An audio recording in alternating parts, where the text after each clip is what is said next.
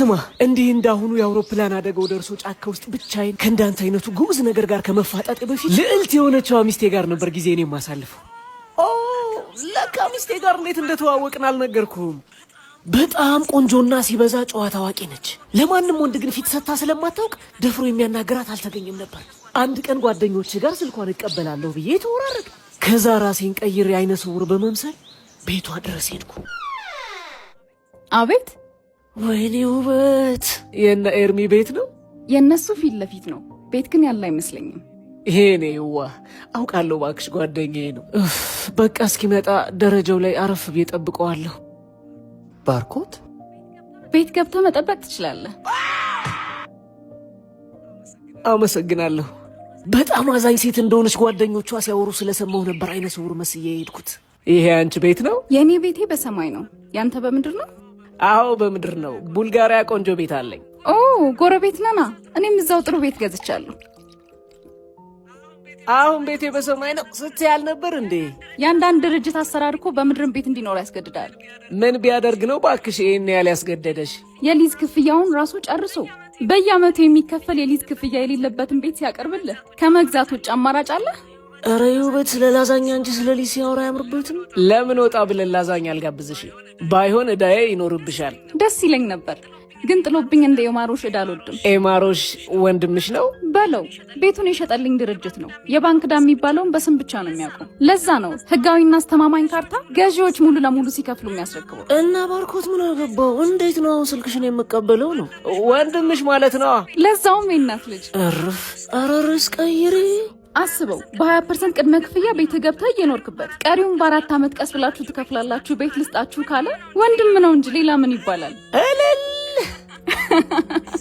ስትስቂ በጣም ታምሪያለሽ።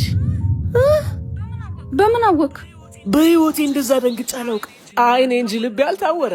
እንዳንቺ አይነቱ ውበትና ኤማሮሽ እንደሚሰራቸው ያሉ ጥራት ያላቸው ቤቶችና የንግዱ ሱቆች በልብ ብርሃን የሚታያሉ። እውነት ብለሃል። ቡልጋሪያ ጎሮና ቤተል ሰርተው አስረክበዋል። ልደታ ሰጂዳ ቢዝነስ ሴንተር ላይ ከትመዋል። በፒያሳ ሰባራ ባቡር፣ ሱማሌ ተራ፣ ጀሞና አየር ጤና ደግሞ እየገነቡ ነው። ዋው! ስልካቸው እንድትሰጪ ስልክሽን በወስድስ? የምን ዙሪያ ጥምጥም፣ ያው ስልካቸው። አሜሪካ ግቢ ቸርችልና ሳር ቤትም ሊገነቡ ነው። ከዛም ቢሆን ጥሩ ነው። የእሷንም ቁጥር ተቀብዬ ስልኬን ሶፋ ላይ ረስቼ መውጣት።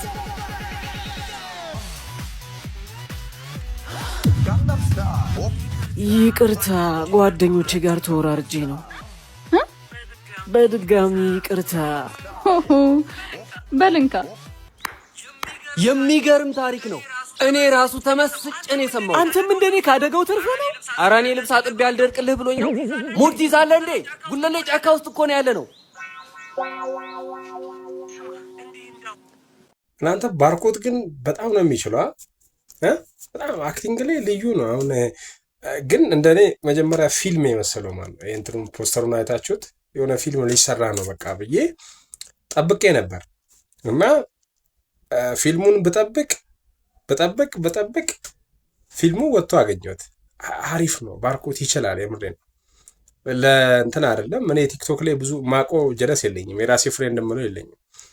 ለሁሉም እንደዚህ ይሄ ነፃ የሆነ እንትን ነው የምሰጠው እና ባርኮት በጣም ነው የሚችለው። ከዚህ በፊት በሚሰራቸው ስራዎች በጎ አድራጎት ምናምኑን ለጊዜም ተውና አክቲንግ ይችላል።